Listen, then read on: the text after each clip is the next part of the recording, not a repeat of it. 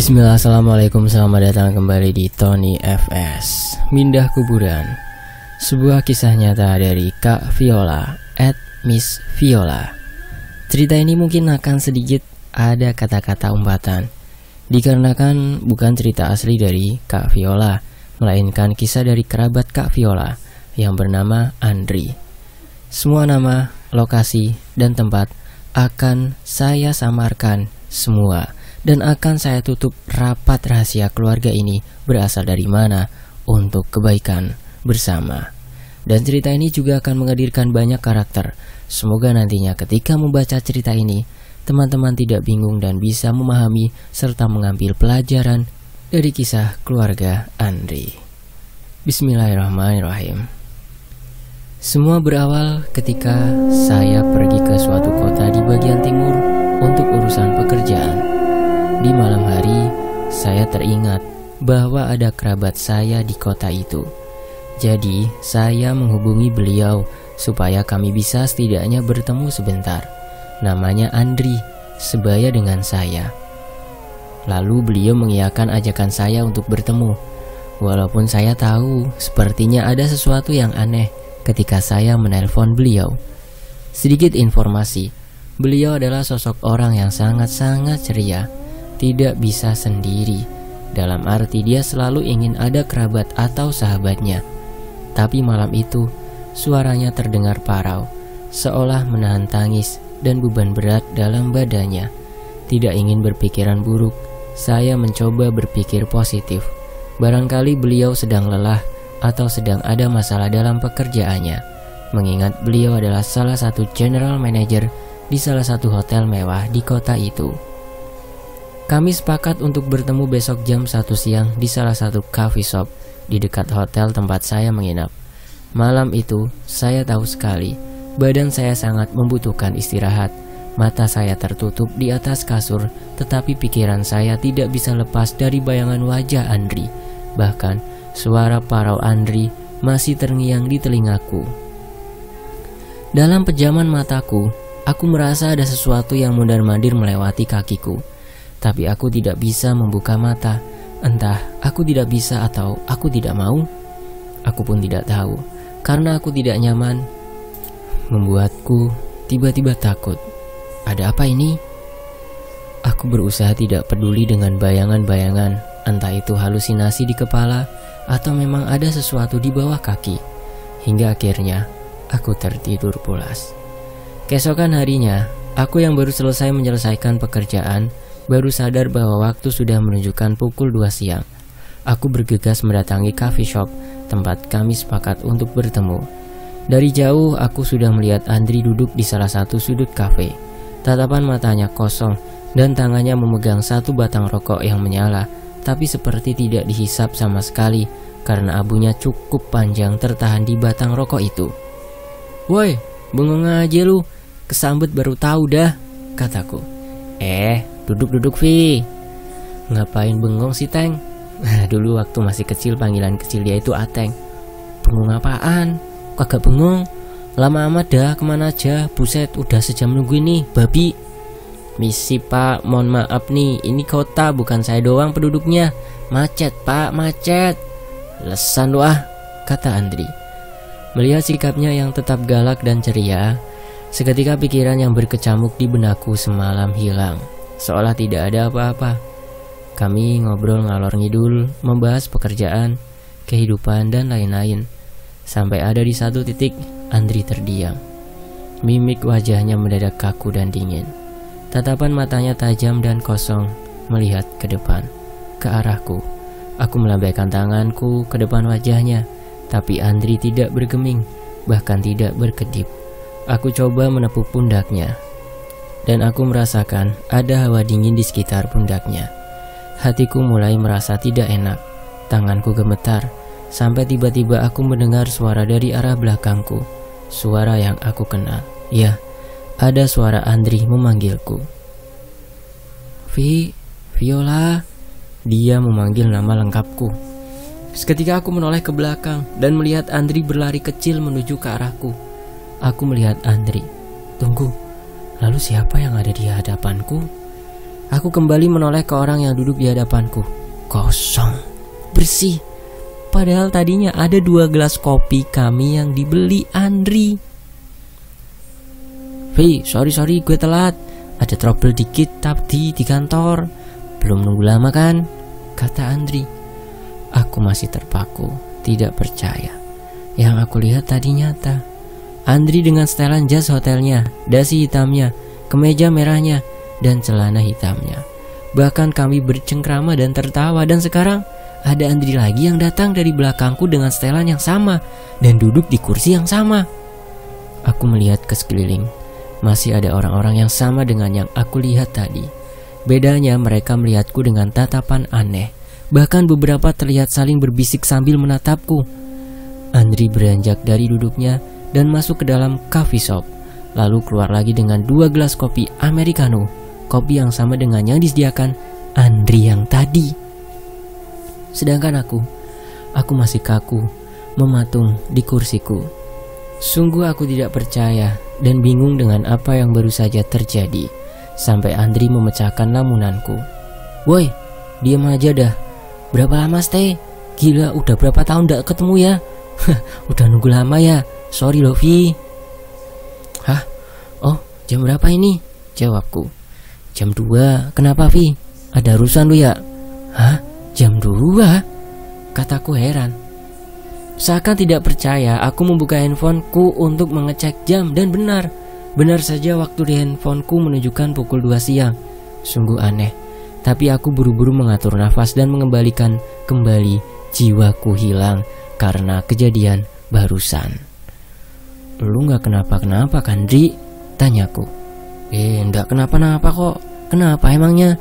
"Enggak apa-apa sih, nanya aja. Apa kabar lu, Teng? Buset, tambah makmur lu ya. Mentang-mentang jadi GM sekarang, General Manager." "Ya gimana ya, Vi? Orang sukses mah emang gini." "Anjir, songong lu ya sekarang."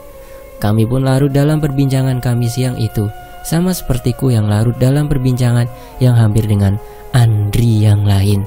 Sampai akhirnya aku menanyakan kabar keluarganya. "Nyokap bokap gimana, Andri?" Baik sih." "Lah kok sih?" "Ya gitulah, baik kok. Mampirlah ke rumah kalau mau tahu kabar mereka." "Emang kenapa, Andri?" Tidak ada jawaban dari Andri. Wajahnya berubah sendu. Terlihat ada kesedihan mendalam di matanya. "Lu stay sampai kapan, Vi?" "Ini hari apa sih, Andri?" "Rabu ding ya? Sampai Sabtu nih. Aturan sih sampai Jumat. Tapi kayaknya mau extend sehari buat make sure everything is good here." "Mau mampir ke rumah gak? Lu masih bisa lihat setan gak sih?" tanya Andri. "Dih, pertanyaan lu." "Iya, gue lihat setan nih depan muka gua." "Lah, sialan lu, Vi." "Emang kenapa kalau masih?" "Nanya doang sih, Vi. Jadi mau ndak mampir ke rumah?" Karena ada sesuatu yang aku rasa tidak beres, aku pun mengiyakan untuk mampir ke rumah Andri di hari Jumat setelah Andri dengan urusan pekerjaannya. Dari hari Rabu sampai ke hari Jumat, aku merasa waktu lama sekali berlalu. Mungkin karena memang aku penasaran dengan apa yang terjadi pada Andri, jadi aku merasa waktu terlalu lama berlalu. Hari Jumat pun tiba. Aku menunggu Andri di hotel sambil terus melihat jam, berharap Andri segera datang. Pucuk dicinta, ulang pun tiba. Tepat pukul 4 sore, Andri akhirnya datang menjemputku. Perjalanan dari hotel menuju ke rumah Andri tidak terlalu jauh sebetulnya. Kalau aku lihat di Google Maps, jaraknya hanya sekitar 8 km. Dengan jarak 8 km, estimasi perjalanan sekitar 20-30 menit. Tapi dalam perasaanku, rasanya perjalanan itu jauh dan lama sekali. Walaupun memang sesampainya di rumah Andri, waktunya sesuai dengan estimasi perjalanan. Rumah Andri cukup besar, karena memang ada 2 keluarga di rumah itu. Keluarga Andri dan keluarga adik dari Tante Sin, mamahnya Andri. Rumahnya adalah rumah tua keluarga Tionghoa yang pagarnya masih terbuat dari tembok setinggi lebih kurang 3 meter dengan pintu kayu jati berwarna coklat tua. Ketika masuk, ada halaman yang cukup luas, sumur di bagian pojok kiriku, dan bangunannya benar-benar masih otentik bangunan rumah Tionghoa zaman dahulu. Pintu dan jendelanya masih terbuat dari kayu jati. Atapnya masih berbentuk alat Tionghoa zaman dulu, bagus dan terawat. Aku memasuki pagar dan tiba-tiba bulu kuduku semua berdiri. Berdiri, ada yang aneh dengan rumah ini. Di balik kemegahannya, seperti ada yang disembunyikan. Teman-teman bisa dilihat ke layarnya ya. Dilihat dulu layarnya. Saya mau ngeliatin denah rumahnya. Denah rumah Ko Andri. Seperti itu ya. Coba dilihat dulu pelan-pelan.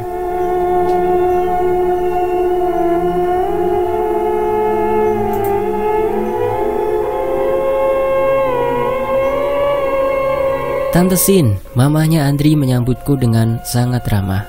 Tapi aneh, tangan kanannya seolah kaku dan badannya seperti condong membungkuk ke sebelah kanan. Di belakang Tante Sin, aku melihat ada Om Gi, papanya Andri, duduk di kursi roda dengan mulut yang agak peot dan kesulitan berbicara. Tante Sin berkata, "Halo Vi, ya ampun, apa kabar kamu? Tambah subur ya sekarang." Sambil merangkulku dan saya pun membalas rangkulannya. "Iya halo tante, kabar baik tante." "Iya nih, tambah melar badannya." "Tante kenapa tangannya?" tanyaku. "Oh nggak apa-apa ini Vi, kata dokter gejala stroke, tapi nggak apa-apa, yang penting masih bisa masak." "Halo Om Gi, apa kabar?" Sambil berjongkok agar sejajar dengan Om Gi, aku menyapa beliau. "Iya baik Vi." "Iya, halo, baik Vi." Begitu. Untuk bahasa Mandarinnya kalau salah mohon dimaafkan ya. Tante Sin kemudian berkata lagi, "Vi, Om juga kena stroke. Kapan hari itu jatuh di kamar mandi. Sempat mondok sebentar di rumah sakit. Terus sama dokter disuruh pakai kursi roda, soalnya sudah susah jalannya." "Oh ya ampun, sehat selalu ya Om." "Tante, Angel mana tante?" "Angel itu adiknya Andri." "Halo Ci." Angel menyapa. "Halo Angel, astaga udah tambah tinggi sekarang. Udah kuliah ya kamu Jel?" Iya Ci, udah mau masuk kuliah tapi kayaknya tahun depan aja.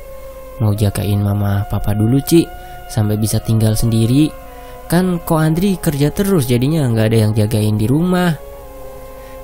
"Jel, bikin minum ya. Mama sama papa mau istirahat dulu. Vi, tante tinggal dulu ya," kata Tante Sin. "Iya tante, istirahat dulu aja tante." Tante Sin dan Om Gi pun masuk ke dalam kamar, dan aku menunggu Andri yang sedang berganti pakaian di ruang tamu. Sembari menunggu, aku mendengar ada suara kursi yang berdecit dari dalam rumah. Sepertinya di situ ruang keluarga, karena ada suara TV yang samar-samar terdengar. Karena penasaran, aku pun melongok melihat ke bagian dalam rumah yang tertutup setengah tirai. Aku melihat ada kursi goyang yang terbuat dari kayu, bergerak maju dan mundur. Ada seseorang yang duduk di kursi itu. Tapi aku tidak bisa melihat siapa yang duduk di sana. Tiba-tiba, aku dikejutkan oleh seorang kakek-kakek yang berteriak di sampingku. "Pergi kamu, sebelum kamu kena akibatnya, pergi!" Andri dan Angel berlari menuju ke arahku, dengan sigap memegangi kakek tersebut. "Kong, udah Kong, jangan berisik Kong, jangan teriak-teriak," kata Angel. "Ayo Kong, masuk aja Kong, udah jamnya minum obat, ayo," kata Andri. Andri dan Angel memapa kakek tersebut untuk masuk ke salah satu kamar dan kembali keluar menemuiku yang terkejut setengah mati. "Sorry ya Vi, itu Kongku, Kong Lim, emang agak kurang sehat," kata Andri. "Iya sorry ya Ci, ini diminum dulu Ci tehnya," sambil menyodorkan secangkir teh. Angel memberikannya padaku. "Iya gak apa-apa Angel." "Andri, kaget aku, itu yang duduk di kursi goyang itu siapa Andri?" "Hah? Kursi yang mana?" "Yang di dalam Vi." "Iya yang di dalam situ." Merinding ya. Sambil menuju ke bagian dalam rumah. "Gak ada siapa-siapa Ci dari tadi, kita cuma berlima di rumah. Soalnya keluarga Ci Nita lagi keluar sih." Nita atau Tante Nita adalah adik dari Mama Andri. "Seriusan Dri?" "Lah iya serius Pi." "Dri, lu jujur deh sama gue, ada apaan sama keluarga lu? Asli nih pasti ada yang gak beres. Dari masuk pagar tadi, udah beneran deh gak enak banget perasaan gue. dari pertama gue nelpon lu, udah kerasa gue ada sesuatu sama lu. Biar Angel aja deh yang cerita ya, Vi. Udah males gue, capek gue, Vi. Gue juga sebenarnya udah sejak 6 bulan lalu mau ngontak lu, tapi gue ndak enak. Takutnya lu nganggep lu dukun. Gitulah, Vi. Ngertilah maksud gue ya. Ya udah Andri, pokoknya sekarang gue udah ada di sini. Terserah siapa yang mau cerita. Angel pun bercerita. Jadi gini, Ci. Kita semua tahu kan ya, kalau dari dulu sampai sekarang itu biasanya kalau ada keluarga Tionghoa yang meninggal itu dikuburnya di satu area gitu kan, atau dikremasi, diperabukan atau dibakar. Terus abunya kan dilarung atau disimpan di rumah gitu kan. Nah, kalau di keluarga kami beberapa ada yang mencar-mencar karena dulunya nggak beli satu lahan yang luas sekalian untuk satu keluarga besar, dan mulai susah cari lahan pemakamannya. Terus kebetulan Mama itu dapat info kalau ada lahan yang cukup luas di daerah sana tuh yang bisa digunakan untuk makam keluarga. Ini nanti saya gambarkan dulu silsilah keluarga Andri ya, supaya mungkin bisa memudahkan kalian memahami keluarga ini. Silsilah keluarga Andi ada Kongcu dan Makcu. Anak 1, anak 2, anak 3, anak 4, anak 5, anak 6, Mak Erna. Kemudian turun ke Kong Lim. Jadi ini masuknya ke Mak Erma dan Kong Lim punya anak namanya Tante Sin. Kong Lim itu tadi yang gertak itu ya, gertak Viola maksudnya, yang tiba-tiba disuruh pergi. Nah itu namanya Kong Lim. Mak Erna sama Kong Lim itu punya anak namanya Tante Sin, Tante Nita, Tante Mila, terus Om Denny. Nah Tante Sin itu menikah sama Om Gi yang tadi di kursi roda tuh. Nah kemudian Om Gi punya Andri dan Angel. Kemudian Mak Erna dan Kong Lim juga punya anak namanya Tante Nita. Kalau Tante Nika nikah sama Om Lucky. Om Lucky punya anak namanya Sinta, Tommy, dan Kenny. Kemudian Mak Erna dan Kong Lim punya anak lagi, Tante Mila, anak ketiga ya. Kalau Tante Mila nikah sama Om Ferry. Mereka punya anak Gwen dan Glenn. Kemudian anak yang keempat Om Denny. Om Denny belum nikah ya. Ya gitulah silsilahnya. Pertama itu leluhurnya ada Kongcu plus Makcu, punya anak 7. Nah yang kita bahas ini anak yang ketujuh, Mak Erna sama Kong Lim, yang punya anak 5. Yang punya anak 4 ya. Teman-teman bisa lihat di layar ya, itu silsilahnya udah saya liatin di video atau di fotonya ya. Dan jadilah Mama punya gagasan untuk memindahkan makam Mak Erna.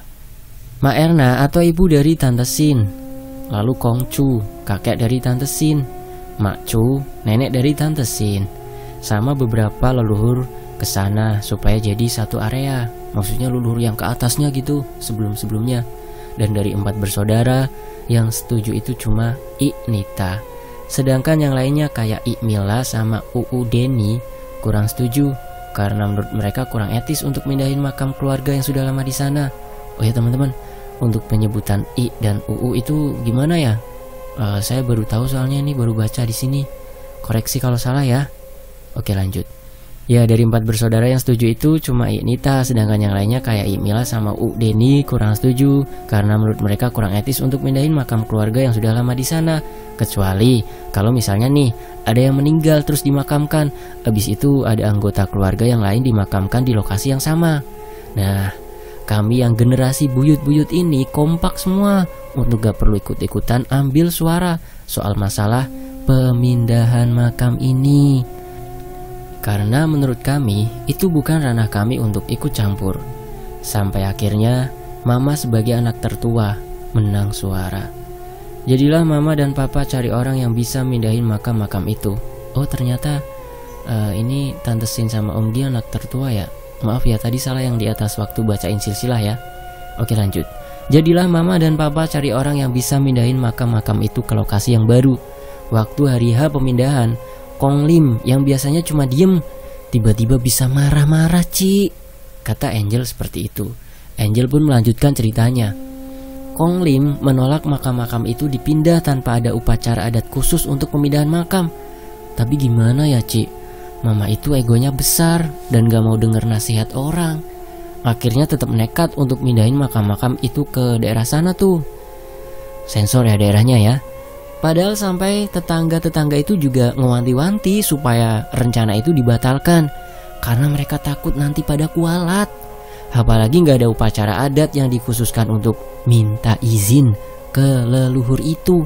Sedikit cerita ya, Cik Viola bilang begini nih. Waktu nulis ini di Twitter kan nge-share-nya kan per part gitu kan, gak bisa langsung full. Nah, Cik Lisa itu dipanggil sama bunda, dipanggil sama bundanya Cik Viola. Katanya disuruh makan. Ternyata gak disuruh makan. Tapi mamaku bilang disuruh nunda nge-share cerita ini ke besok siang atau sore untuk menghindari yang tidak diinginkan. Nah, seperti itu. Pertanyaannya, mamaku tahu aku nge-tweet cerita ini dari mana ya? Bener-bener luar biasa nih keluarga Cik Viola. Ah sudahlah, percayakan segala sesuatunya pada Tuhan Yang Maha Esa. All is well, God bless me. Kita lanjutkan percakapan Angel. Jadi gini Ci, tapi karena ego mama tadi ya, akhirnya dilakukanlah itu proses pemindahannya. Hari pertama sih biasa aja, kami di rumah juga biasa aja Ci. Sampai hari kelima setelah mindahin makam Mak Cu, tiba-tiba kami dapat kabar kalau orang-orang yang dibayar mama untuk mindahin makam itu tiba-tiba ngeblank semua. Ngeblank gimana maksudnya? Ya ngeblank gitu Ci. Duh gimana kok maksudnya kok?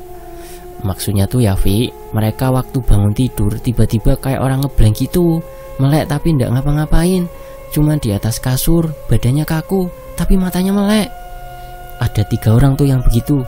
Tapi mama malah ngiranya mereka bohongan karena mau minta tambahan gaji dari mama. Jadinya mama cuekin kabar itu. Terus mama cari orang lain, dapatlah tuh 3 orang lagi. Singkat cerita itu makam Mak Cu udah dipindahin gitulah ke lokasi baru. Masalah pembayaran kelar semuanya. Lokasi sudah ditata rapi. Lokasi lama juga sudah ditutup rata lagi sama tanah. Malamnya Kong Lim kejang-kejang Vi. Kita nggak tahu nih apa penyebabnya. Terus langsunglah kita bawa Kong Lim ke instalasi gawat darurat. Waktu itu yang berangkat aku, Mama, Angel, Ignita sama Om Lucky. Papa, Tommy sama Kenny nunggu di rumah. Baru aja sampai di IGD, Mama baru ngurus administrasi. Tiba-tiba Kenny nelpon Angel. Katanya papa jatuh dari kasur, terus teriak-teriak. Karena panik dan mereka masih kecil-kecil gak bisa apa-apa, aku sama Angel langsung inisiatif pulang ke rumah buat ngecek papa. Sampai rumah bener aja, papa masih di bawah kasur dan masih teriak-teriak gak jelas gitu. Aku pikir papa kesakitan kan. Langsung aku bawa juga tuh si papa sama Tommy dan Kenny sekalian. Kebetulan malam itu harusnya si Sinta, anaknya Ignita yang paling gede pulang ke sini karena dia kan kuliah di Singapura. Sengaja flight malam supaya pulang langsung tidur kan. Kita gak ada kepikiran mau ngabarin kalau kita semua ke rumah sakit. Saking paniknya lah. Baru sampai di rumah sakit nih, udah ada telepon lagi dari Sinta. Dia nyariin kita, katanya dia sudah sampai rumah. Tapi karena capek juga bolak-balik, akhirnya kita suruh Sinta nyusul kita naik ojol ke rumah sakit. Setengah jam kemudian, Sinta ngabarin kita kalau dia menuju ke rumah sakit naik ojek pangkalan. Karena udah lama banget nyari ojol tuh nggak nyangkut-nyangkut di aplikasi katanya. Karena papa dan Kong Lim sudah ditangani dokter, aku, Mama, Kenny, Tommy, Angel sama Ignita dan Om Lucky nunggu tuh di depan IGD sambil dengerin cerita kronologi dari Kenny sama Tony. Kenapa papa bisa jatuh? Mereka bilangnya sih mereka nggak tahu karena mereka lagi pada nonton TV di ruang keluarga. Terus dari jauh kita dengar suara ambulans. Kelihatan banget deh itu ambulans ngebut banget buru-buru masuk ke dalam area IGD. Perawat dari IGD udah mulai pada keluar bawa ranjang gitu, sama ada beberapa alat yang buat pompa pernafasan. Kita mah cuek aja, cuman minggir aja ke tempat yang lebih aman karena takutnya kita ganggu kerjaan perawatnya kan. Di belakang mobil ambulan itu ada mobil pick up polisi gitu, ngangkut motor sama orang juga. Oh, ada kecelakaan, pikirku. Terus di depan IGD itu ada salah satu polisi berdiri sambil mencet-mencet handphonenya. Terus dia nelpon. Lah, terus handphoneku bunyi. Gue lihat cuma nomor doang. Karena gak diangkat-angkat berisikan tuh ringtone HP-nya. Polisinya tuh nengok ke gue. ngeliatin kayak macam ngomong, "Berisik bego, angkat napa?" Gitulah. Terus gue angkat tuh telepon. Anehnya, gue sama pak polisi itu tuh masih tatap-tatapan gitu loh. Ngerti gak sih lu? Jadi pas gue angkat, suara di telepon sama suara bapak itu tuh kayak jadi satu gitu. "Selamat malam pak, betul ini dengan bapak Andri?" Kata polisi. Kaku dong gue. Masih tatap-tatapan tuh gue jawab, "Iya betul, ini dengan siapa ya?" Terus si bapak polisi itu jalan ngedeket ke gue, Vi. Dia nanya, "Gue Andri yang dia telepon atau bukan?" Terus gue iyain. Dari situ dia matiin teleponnya. Terus dia nanya ke gue, "Apa bener gue kenal sama Sinta?" Dan gue jawab iya. Terus dia jelasin kalau Sinta kecelakaan di jalan. Jadi dia dibonceng sama ojek pangkalan. Terus gak ada apa-apa, tiba-tiba mereka jatuh dan Sinta sempat kehantam pembatas jalan. Sedangkan si bapak ojek cuma keseret dikit, gak ada luka serius. Jadi ambulan yang kita lihat itu ambulan yang ngangkut Sinta. Nita langsung lemes. Om Lucky langsung lari ke dalam nyari Sinta. Herannya mereka itu mungkin kepleset atau apa gitu, tapi Sinta itu bisa kepental sekitar 8 meter sampai akhirnya ngehantam pembatas jalan. Dan sialnya lagi, Sinta gak pakai helm. Helmnya dia cantolin di tangan. Luka Sinta cukup parah banget malah. Sampai akhirnya tepat jam 00 kami dikasih tahu pihak rumah sakit kalau Sinta udah meninggal. Gue ngeliat banget keluarga Nita begitu hancur sehancur-hancurnya. Kudu nerima kenyataan anak perempuan mereka satu-satunya meninggal dengan cara seperti itu. Padahal kepulangannya ke Indonesia udah sangat ditunggu-tunggu sama Nita. Malam itu Nita sama Om Lucky bersikeras mau tetap di rumah sakit dulu sampai pengurusan jenazah Sinta selesai. Sedangkan Papa dan Kong Lim masih harus dirawat inap untuk diobservasi keadaannya. Besoknya jenazah Sinta kita semayamkan di sana. Nita masih lemes banget, sedangkan Om Lucky kelihatan masih berusaha nerima kenyataan banget. Kelihatan lebih tegar, tapi gue tahu dia juga hancur. Hari itu juga ternyata Kong Lim sudah boleh pulang. Kong Lim gak langsung gue ajak ke tempat persemayaman karena gue pikir Kong Lim mendingan istirahat di rumah. Sepanjang perjalanan dari rumah sakit ke rumah, Kong Lim enggak bicara satu kata pun. Sampai kita ngelewatin sebuah makam, Kong Lim bilang, "Gue udah peringatin lu orang, tapi gak ada yang percaya gue punya omongan." Gue bingung dong. Waktu gue tanya ada apa, Doi kagak mau ngomong apa-apa lagi. Jadi gue diemin aja. Terus waktu pemakaman Sinta, gue sedih kalau inget Sinta, Vi. Tuh anak baik banget, nurut anaknya, gak pernah aneh-aneh. Waktu pemakaman itu, Mama jadi orang terakhir yang nabur bunga ke makam Sinta. Tiba-tiba Mama jatuh. Terus waktu bangun, kondisinya bungkuk dan tangan kanannya kaku gitu. Setelah selesai pemakaman, kita bawa Mama ke dokter. Kata dokter itu stroke ringan. Tapi gue yakin ada yang gak beres di sini. Apalagi waktu kami pulang dari dokter, lagi-lagi kami dapat kabar kalau 3 orang yang mindahin makam Makcu itu kena kejadian yang sama kayak 3 orang pertama. Di situ udah gue yakin deh, udah gak beres deh. Bener-bener Devi. Sekarang gue tanya Devi, lu bisa gak lihat ada apa di sini? Gue bukannya mau nganggep lu dukun ya Vi, cuma gue gak mau berurusan sama orang yang gak kenal. Takutnya mereka manfaatin keluarga gue, Vi. Tapi kalaupun lu gak bisa atau gak mau, gue gak maksa, Vi. Gue cuma udah capek sama kondisi keluarga gue sekarang. Begitu kata Andri. Sebelumnya gue turut berduka cita ya Teng, Jel, atas meninggalnya Sinta. Sejujurnya gue lagi dipagerin supaya gak terlalu berurusan dengan mereka, mengingat gue udah mau merit. Jadi untuk menghindari hal yang tidak diinginkan, gue dipagerin dan dibatesin aksesnya untuk berurusan dengan mereka. Tapi setidaknya gue akan coba minta izin untuk sekedar ngeliat ada apa di sini ya.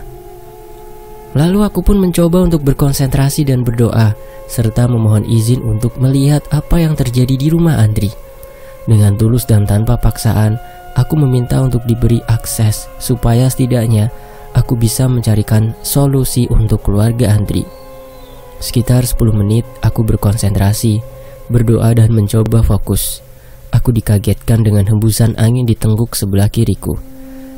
Sudah diperbolehkan mungkin.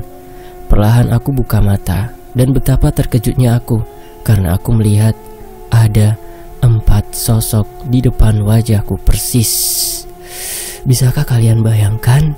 Kalian sedang memejamkan mata, lalu ketika kalian buka mata kalian, ada 4 sosok di depan wajah kalian dengan satu sosok yang sedang melotot hingga bola matanya seakan hampir keluar dari rongganya. Satu sosok dengan wajah sangat keriput yang rahangnya menganga sampai hampir terlepas dan bahkan kalian bisa lihat tenggorokannya yang penuh dengan belatung. Satu sosok yang setengah wajahnya rusak dengan tetesan darah kehitaman dari hidungnya, dan satu sosok yang berwajah tua dengan kulit pucat dan tatapan mata yang tajam, seolah menunjukkan ketidaksukaannya dengan kehadiran kalian di situ. Yang kalian bayangkan itu adalah yang aku rasakan. Ngeri, takut, panik bercampur mual. Air mataku sudah tertahan di pelupuk mata, menunggu aku berkedip untuk menetes. Badanku kaku sekaku-kakunya, tidak bisa berdiri, tidak bisa berlari. Bahkan untuk berteriak pun, suaraku tertahan di tenggorokan. Aku mencoba memberanikan diri untuk melihat ke arah Andri dan Angel untuk memastikan apakah mungkin ada sosok yang menempel atau mengikuti mereka berdua. Sungguh mereka sangat tidak beruntung, karena aku melihat mereka berdua diselimuti asap hitam, tidak berbentuk, hanya berupa asap yang mengelilingi tubuh Andri dan Angel. Tapi aku yakin sekali, itu bukanlah hal yang baik. Jauh dalam lubuk hatiku, aku menyesal sekali menuruti permintaan Andri dan Angel. Tapi ibarat nasi sudah menjadi bubur, aku tidak bisa berbuat apa-apa lagi. 4 sosok di depanku menghilang, seolah terbang melewati tubuhku, dibarengi dengan bau anyir yang menyengat dan hawa yang sangat dingin. Hingga tiba-tiba kami bertiga mendengar suara dentuman barang jatuh yang cukup keras. Bahkan sepertinya bukan hanya kami bertiga yang mendengar, karena Tante Sin yang sedari tadi di dalam kamar tiba-tiba keluar dan menghampiri kami. "Suara apa itu? Ada ban pecah ya?" tanya Tante Sin. "Enggak mah, kan suaranya dari dalam," jawab Andri. Andri berlari ke dalam ruang keluarga untuk mencari barang apa yang jatuh sehingga membuat suara dentuman yang cukup keras. Tante Sin berusaha mengimbangi langkah Andri, tapi kaki kanannya tiba-tiba terseok. Dari situlah aku bisa melihat bahwa ada 2 sosok yang menempel di tubuh Tante Sin. Satu sosok menggantung dari leher sampai ke tangan kanannya. Sesosok laki-laki renta yang kurus kering dan terus meringis. Lalu satu lagi sesosok anak kecil yang menggantung di kakinya.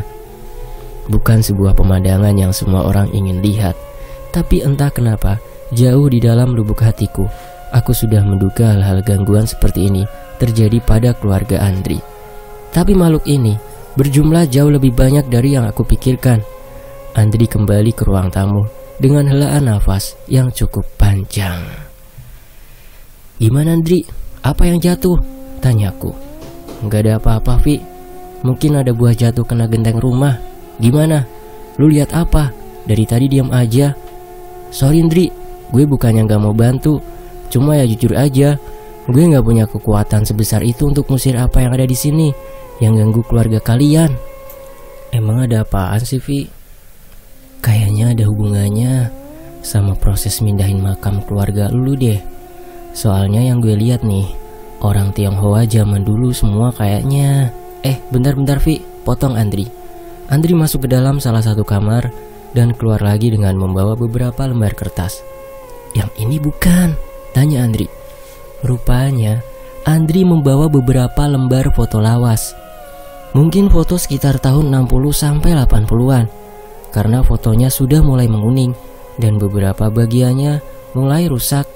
"Maaf, saya tidak bisa share fotonya ke sini ya, karena menghindari hal-hal yang tidak kita inginkan."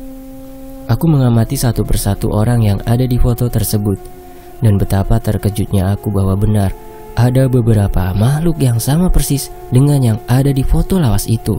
Tiba-tiba Kong Lim berkata, "Saya sudah bilang kan, kalian bermain api dan sekarang kalian tanggung akibatnya, karena api itu sudah membakar seluruh rumah ini." Dengan bahasa Mandarinya, Kong Lim berkata, Kong Lim mengejutkan kami dengan tiba-tiba berbicara dengan nada tinggi yang terdengar sangat marah dengan bahasa Mandarin yang bahkan kami tidak paham. Aku memasang raut wajah bingung. Hingga Kong Lim berjalan pelan mendekati aku dan berkata, "Mereka harus terima karma dari perbuatan mereka. Lu kalau mau selamat, mendingan lu buru-buru pergi dari sini." "Tapi Kong, lu kalau mau tahu lu tanya sama mereka deh," kata Kong Lim. "Kong udah yuk Kong, istirahat aja, nanti Kong kumat lagi kalau kecapean," tarik Angel. Angel mengantarkan Kong Lim ke kamarnya, meninggalkan aku dan Andri dalam keheningan. Aku masih ragu, apakah aku harus melanjutkan keingintahuanku dan Andri atau tidak? Di satu sisi, aku merasa takut. Di sisi lain ada rasa ingin melindungi dari dalam diriku. Aku pun memutuskan untuk membuka komunikasi dengan salah satu dari mereka dan meminta izin pada Andri untuk menggunakan kamarnya. Andri mengizinkan dan mengantarkanku ke dalam kamar, lalu menunggu di luar karena aku ingin fokus dan tidak ingin membuat Andri ketakutan. Di dalam kamar, aku masih bimbang, lakukan atau tidak. Sekitar 15 menit aku berjalan mondar-mandir, berpikir jernih untuk mengambil keputusan, hingga akhirnya aku memutuskan untuk membuka komunikasi dengan tujuan ingin tahu apa yang sebenarnya terjadi dan apa yang mereka ingin dari keluarga Andri lakukan untuk menebus kesalahannya. Aku duduk bersila di ujung ranjang tua milik Andri. Dengan posisi bersila, aku menutup mata dan memohon izin untuk bisa berkomunikasi dengan salah satu dari mereka. Sekitar 10 menit tidak ada perubahan apa-apa denganku, hingga lampu di kamar Andri padam dengan sendirinya. Duh, merinding bener nih. Seketika bulu kuduku berdiri. Aku tahu ada sosok yang berjalan dari ujung kasur menuju ke arahku dan duduk di sampingku. Tapi aku belum berani membuka mata. Samar-samar aku merasa sosok itu memegang tanganku, seolah mengisyaratkan bahwa semua akan baik-baik saja. Aku pun memberanikan diri membuka mataku dan menengok ke arahnya. Beruntung bagiku karena sosok ini tidak menunjukkan rupa aslinya. Melainkan sosok seorang nenek-nenek yang menggunakan jarik dan atasan putih seperti kebaya kutu baru. Beliau tidak berkata-kata sedikit pun, hanya tatapan penuh kemarahan yang beliau perlihatkan kepadaku. Beberapa detik kemudian, beliau melihat mataku dan tiba-tiba aku terpental ke atas kasur. Aku sepertinya sempat blank beberapa saat, sampai aku diperlihatkan sebuah gambaran yang hampir menyerupai film yang diputar di otakku. Bagi masyarakat keturunan Tionghoa, bukanlah hal baru jika ada yang meninggal, barang-barang kesayangannya ikut dikebumikan atau dikremasi. Baik itu baju yang selalu dipakai semasa hidupnya, barang kesayangannya, sepatu favoritnya, bahkan termasuk perhiasan kesukaannya, dan yang lainnya. Dan bagi beberapa masyarakat keturunan Tionghoa, di samping makamnya biasanya juga akan dimakamkan penjaganya. Penjaga dalam tanda kutip ya. Seperti apa bentuknya, aku pun tidak tahu. Tapi kalau kalian pergi ke makam Tionghoa, biasanya akan ada satu nisan kecil di samping kiri yang searea dengan makam utama. Banyak orang yang terkadang memanfaatkan makam-makam tersebut, seperti misalnya digali diam-diam untuk diambil perhiasan di dalamnya, atau barang lain yang nilainya cukup tinggi. Inti dari apa yang beliau perlihatkan kepadaku adalah bahwa kejadian pemindahan makam keluarga yang dilakukan oleh keluarga Andri ternyata menyimpan sebuah rahasia, bahwa mamahnya Andri menggali makam-makam tersebut untuk mengambil beberapa barang yang ada di makam para leluhur. Dan ada beberapa kesalahan yang mamahnya Andri lakukan, seperti 1. Tidak melakukan ritual khusus pemindahan makam dan tidak meminta izin. Yang kedua, tidak ikut memindahkan sang penjaga. Yang ketiga, tidak menggunakan tanah makam yang lama untuk menutup tanah makam baru. Hal-hal tersebut membuat para leluhur murka dan akhirnya melakukan pembalasan dendam kepada mereka yang menyetujui, mengambil untung, mengeksekusi keinginan orang, menyuruh pemindahan makam, bahkan hingga ke anak cucunya. Ternyata cukup lama aku berada di dalam kamar Andri, karena samar-samar aku mendengar suara ketukan pintu yang cukup keras, yang membuat aku tersadar dan bergegas menutup pintu komunikasi dengan mereka. Aku membuka pintu kamar dengan lemas, melihat Andri yang sepertinya juga cemas menunggu aku di luar. Karena takut hal ini akan berlarut-larut, aku pun menceritakan semua yang aku lihat kepada Andri. Aku seakan sudah tidak peduli apakah Andri akan percaya atau tidak. Aku hanya berharap akan ada jalan keluar untuk masalah ini. Tak disangka, respon Andri menunjukkan seolah dia sudah tahu tentang hal ini. Andri berjalan lunglai ke dalam kamarnya dan duduk di atas kasur, mengatupkan kedua tangannya untuk menutupi wajahnya. Gue juga sebenarnya pernah mimpi kayak gitu, Vi. Gue pernah didatengin makcu gue dan dikasih tahu kalau keluarga gue bakal kena karma karena udah ngambil yang bukan haknya. Tapi gue gak nyadar kalau nyokap sampai separah itu, kata Andri. Aku tidak bisa berkata apa-apa. Aku hanya menyuruhnya untuk beristirahat dan menenangkan pikiran. Sedangkan aku mencari Angel untuk meminta izin agar aku bisa bertemu dengan Kong Lim sebentar sebelum aku pergi dari rumah itu. Angel mengantarkan aku ke kamar Kong Lim. Aku melihat beliau sedang duduk di kursi goyangnya sambil memangku Jambon, kucing kesayangannya. Kong, bantu saya Kong. Bantu saya mencari cara untuk menyelesaikan masalah ini. Kong Lim menjawab, lu cari suhu itu aja, lu tanya sama dia. Dia yang lebih ngerti. Untuk nama suhunya dirahasiakan ya. Gue tidak mau urusan lagi sama manusia-manusia serakah itu. Suhu itu Kong, yang di daerah situ Kong. Kong Lim menghem aja, mengiyakan. Lalu Angel menjelaskan kepadaku bahwa ada seorang suhu yang sudah seusia Kong Lim, dan Angel bersedia untuk mengantarkan aku menemui suhu itu. Mengingat besok adalah hari terakhirku di kota tersebut, aku ingin ada hal yang setidaknya udah aku lakuin untuk membantu Andri dan keluarganya. Singkatnya, keesokan harinya, Andri dan Angel menjemputku di hotel. Kami bergegas ke desa yang dimaksud Kong Lim untuk menemui suhu tersebut. Sayangnya, tidak semua hal selalu berjalan dengan lancar. Sesampainya kami di rumah suhu tersebut, kami baru tahu bahwa beliau sudah meninggal beberapa pekan lalu. Pupus sudah harapan kami saat itu, sampai ada seorang pemuda menghampiri kami dan memperkenalkan dirinya sebagai Pras, salah satu murid dari almarhum suhu.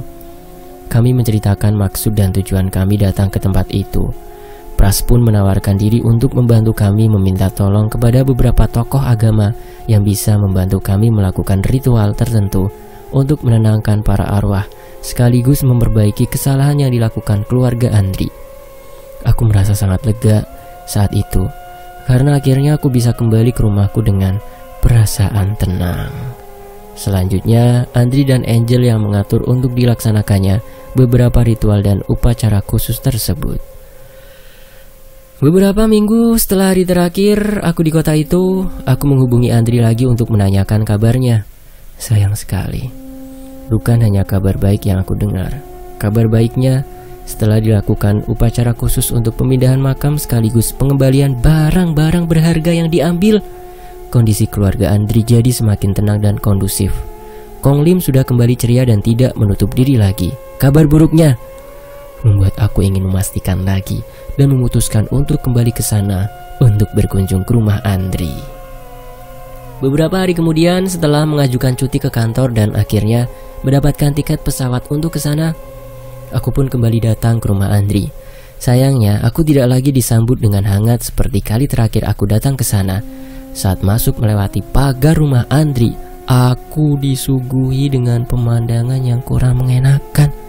Aku melihat Tante Sin dan Tante Nita duduk bersebelahan di teras rumah dengan tatapan mata kosong, kulit pucat dan tubuh yang kurus. Aku berusaha menyapa beliau, namun tanganku ditarik oleh Andri dan Andri menggelengkan kepalanya dengan maksud tidak akan ada respon dari Tante Sin dan Tante Nita. Aku melihat mereka berdua seperti raga tanpa jiwa. Raga mereka bernafas, namun jiwa mereka entah pergi kemana. Rupanya karma itu yang harus mereka terima. Aku begitu penasaran kemana jiwa kedua orang ini pergi. Aku pun membuka mata batinku dan melihat jiwa Tante Sin dan Tante Nita terkunci di dunia lain. Dengan menangis dan lemas berjalan di belakang Mak Cu, sosok nenek yang berkomunikasi denganku kala itu.